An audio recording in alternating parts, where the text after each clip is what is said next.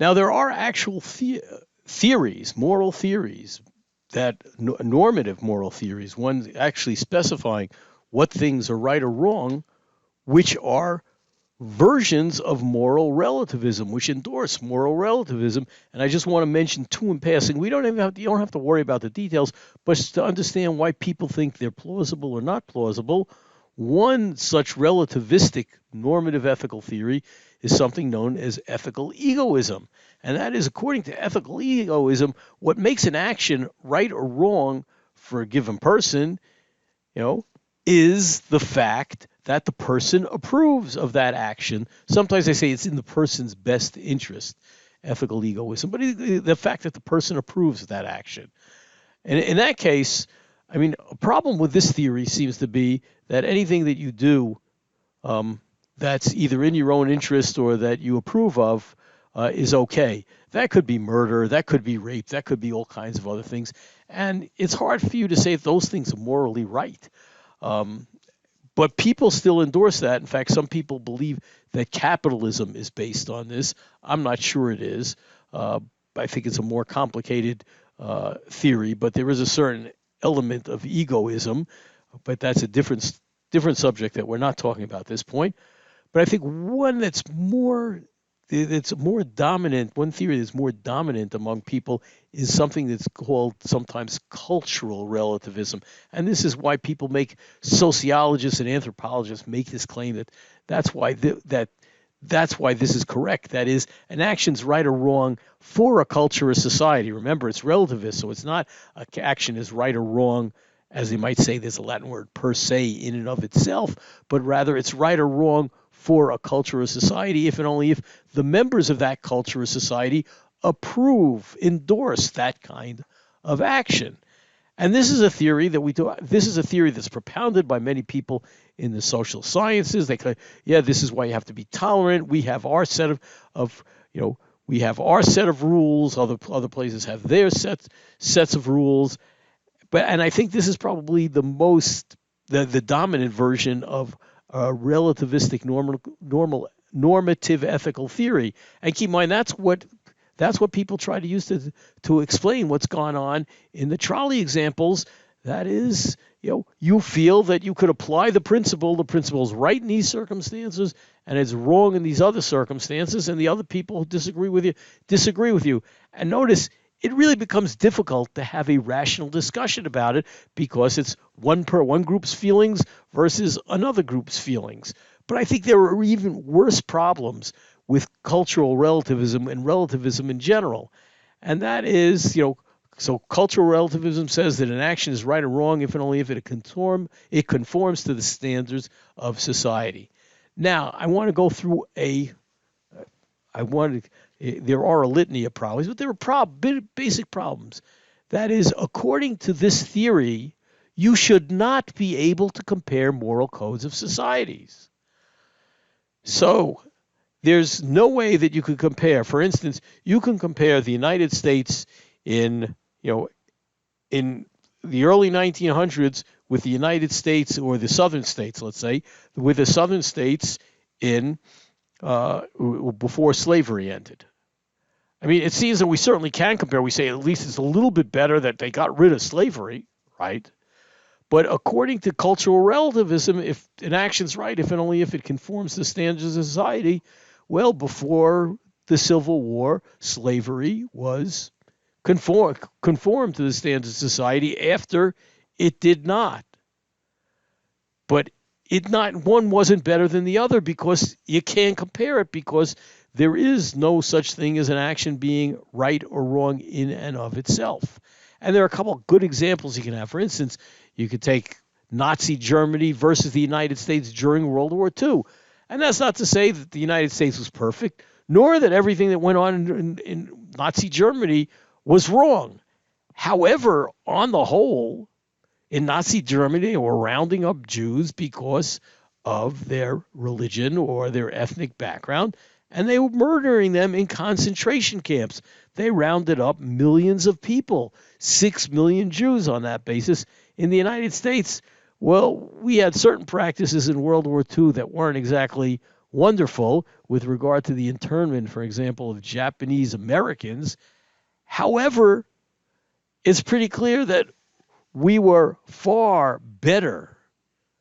Our moral code was far better than that of the Nazis when they were ruling in Germany. And I'd already made the case about where you could even compare the South versus the North during slavery, saying neither was perfect or far from it, but the North was certainly a lot better than the South. But if cultural relativism is true, you can't make any of those comparisons because actions are right within a society. In the South, it was right. In the North, it wasn't. It changed. Okay, that things change, but that according to cultural relativism or any kind of relativism, you shouldn't be able to make these comparisons on any rational basis whatsoever. And I think we can. Another really odd thing about the theory is, according to cultural relativism, if you follow the theory, the way you figure out what's right or wrong in a society is just by consulting what goes on, what people believe in the society. But that's not how you find out what's right or wrong, is it? By consulting. That's how you find out if the rules of the society are any good, reflect what we think are the correct moral standards. But you don't find out by taking a poll within the society, what's right or wrong. Look at what would have happened if you took such a poll in apartheid South Africa or among the people they let vote in those days. They would have said that's a wonderful society. It doesn't make any sense. A third point to consider is that we think we're progressing. In fact, we have a whole progressive movement. Part of the progressive movement seems to think that we're making moral progress. We're looking ahead. We're moving in that direction. And what's interesting is a lot of the progressive movement endorses this kind of relativism, but moral progress makes no sense if cultural relativism is true. It's just you've had one set of standards, and if it's changed, you have another set of standards. Neither is better than the other, so you can't progress. You can't go forward. There's no standard by which you could measure going forward. Okay, and finally, and this is another strange consequence of this kind of relativism, is that social reformers, I should say. A social reformer is always doing the wrong thing. For example, many of you, I hope all of you have heard of Martin Luther King Jr. He was a social reformer. He was one of the people who was opposed to desegregation, and he protested against it. How? By going down south where segregation was imposed, the segregation between the races, and violating it. Now, many people, I think most people would say he was doing the right thing because it was a very bad standard that was being applied. It was a standard that unfairly treated minorities, in a bad way. But according to this kind of theory, cultural relativism, if you follow the principle, a social reformer is always doing the wrong thing because he's in a society in which he's doing something that goes against the principles, the standard of that society. And I think these are pretty tough issues to get by. Nonetheless, there are people that accept this. Maybe they don't understand the inconsistency. Maybe they do, and they think it's perfectly okay. But in any event, I think these are pretty strong reasons for rejecting cultural relativism. And for that matter, it puts relativism, moral relativism, in a really bad light. And just one final point.